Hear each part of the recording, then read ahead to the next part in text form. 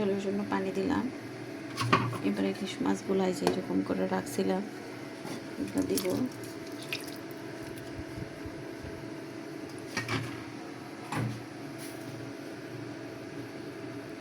শীতের দিন বেগুন ইলিশ সবারই খেতে ভালো লাগে। ঝোলের পানিটা ফুটে গেছে, এবার দিব। এটাই হলো আসল কাজ। এবার আস্তে আস্তে একটা করে দেবো, ঢেলে দেওয়া যাবে না। বড়াগুলা দেব। আপনারা কখনো খেয়ে দেখবেন বাসায়, খাবারটা অনেক টেস্টি। ইলিশ মাছ আছে সাথে, খুবই টেস্টফুল একটা খাবার।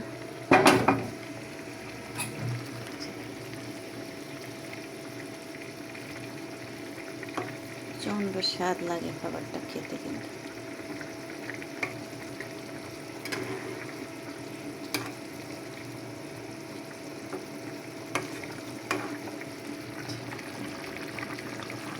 রান্নাটা হয়নি, তাতে যে কালারটা চলে আসছে। ইলিশ মাছ আছে, বেগুন আছে, মসুর ডাল বাটে বড়া বানাইছি, এভাবে বড়া আছে। ধনিয়া পাতা দিলে ভালো লাগতো, অপশনাল। আমাদের সে সময় ধনিয়া পাতা খায় না, এই জন্য ধনিয়া পাতাটা আমি স্কিপ করে গেলাম। ধনিয়া পাতা দিলে আরও স্বাদ লাগতো। তবে আমার খাবারটাতে আমি শেষে একটু ধনিয়া পাতা দিব,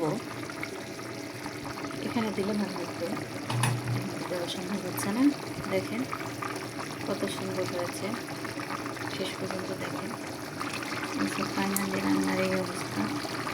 মুখটা একটু গাঢ় হয়ে আসলে দেখেন অনেক টেস্টি একটা খাবার হবে, অনেক ইয়ামি, এত পরিমাণ টেস্টি হবে। গাঢ়, এত সুন্দর কালার, বন্ধ করে দিলাম টেস্টটা। অসম্ভব সুন্দর একটা কালার আসছে।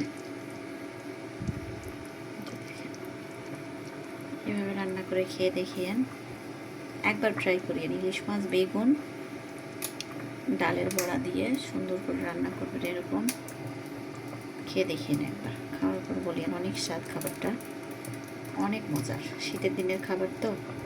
আল্লাহ হাফেজ, সবাই ভালো থাকবেন।